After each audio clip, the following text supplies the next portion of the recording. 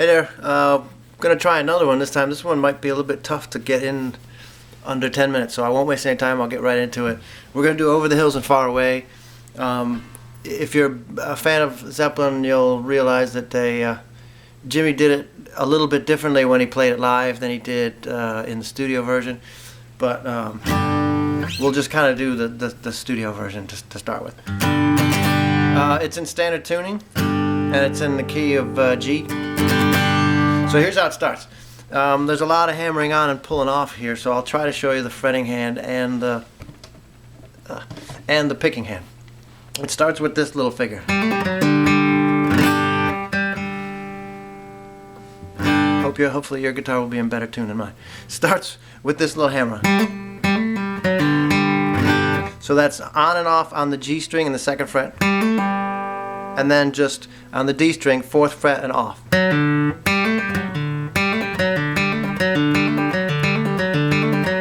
Just keep practicing that. So it ends on that G note open. So it looks like this when you pick it. You end on a G chord. And then it goes right into the second little figure. Starts off the same way. And then, so that one goes on and off on the 2nd fret on the G string. You don't hammer off this time, you just hold that D string in the 4th fret and then open G string.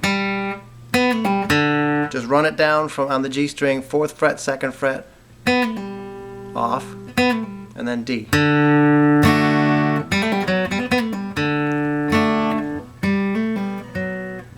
Open G.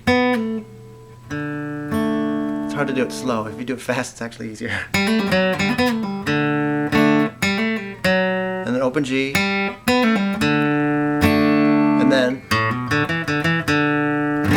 so that's on the 2nd fret on the A string, on the D string,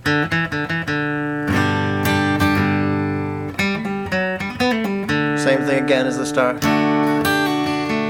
You can play with suspending it or not, doesn't really matter. And then it's same thing you did, then C suspended, which is a regular C chord, but put your pinky on the B string and the 3rd fret. So it's,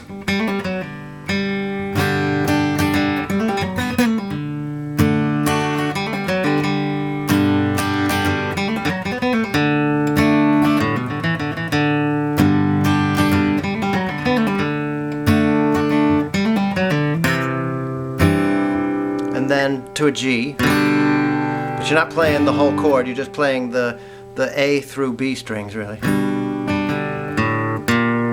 So that's, I don't know what the name of this chord is, but it's the 1st fret on the A string, 3rd fret on the D string, leave the G string open, and then 3rd fret on the B string. So you're only playing the A through B string, so don't get those E strings into this particular chord. Then slide that whole thing up 2 frets. And on the second one, you can let the E string ring open on the high E string. And then starts over again.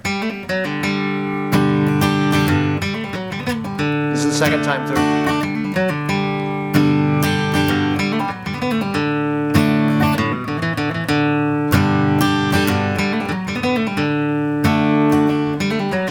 And now this time, that same C, and then bout to G.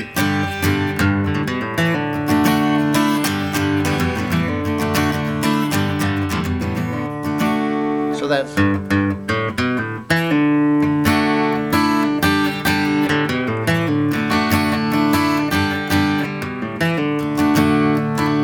then Plant comes in with the vocal. Hey lady.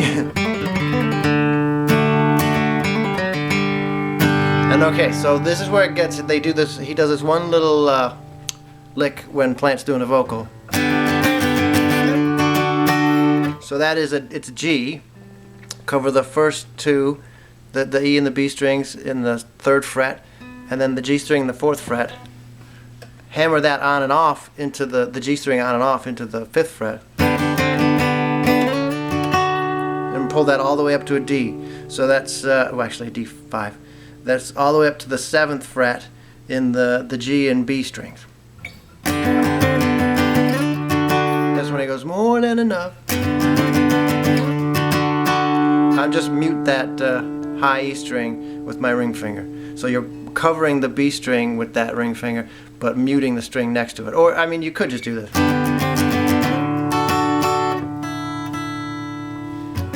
But Jimmy actually, I think, I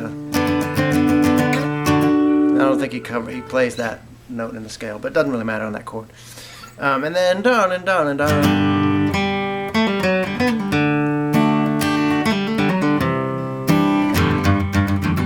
You got so much. That's this part.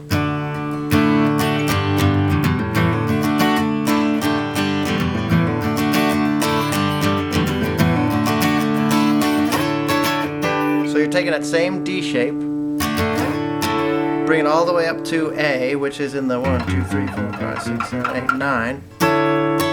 Back down to G.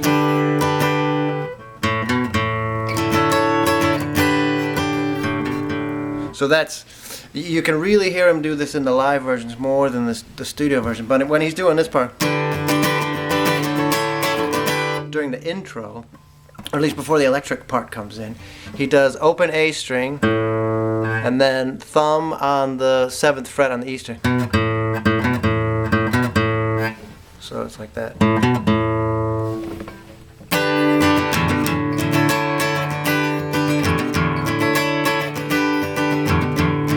That's not easy to do, and trust me, when you listen to the live version, Jimmy does it just pretty much just as sloppily as that. but it is how it goes, and then it crashes into the beginning. So that's G, D, D, A. And now I just do a G5 on this part.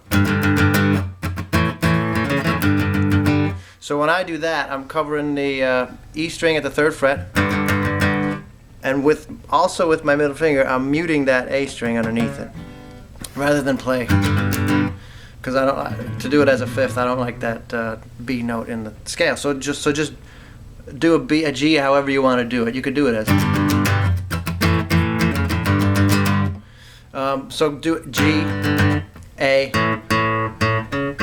So that's A string 4th fret.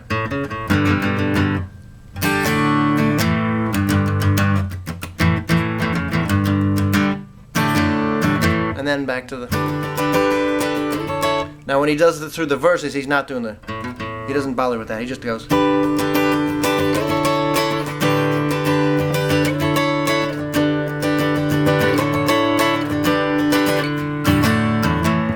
And then through two of those, a couple of those verses, then it goes.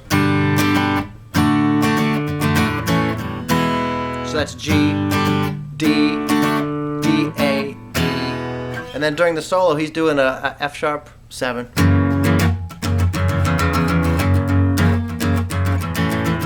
That's an A in there.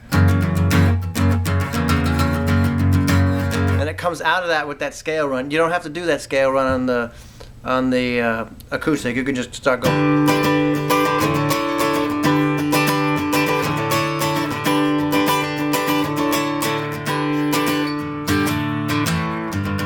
And that's till the end, and then just at the end is.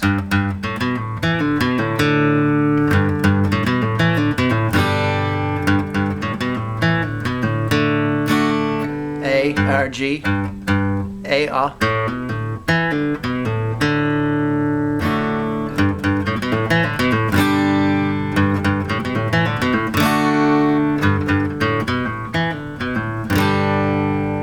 And that's the whole thing, and it does that little synthesizer-ish. I have no idea what instrument that is at the end. Sounds like a keyboard of some kind, but that's the end of it, and it fades out on that. So this is kind of a tune for more intermediate or advanced players, but feel free to give it a shot and listen along to it.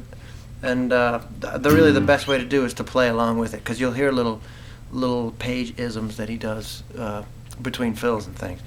But that's basically how it works. Good luck with that one.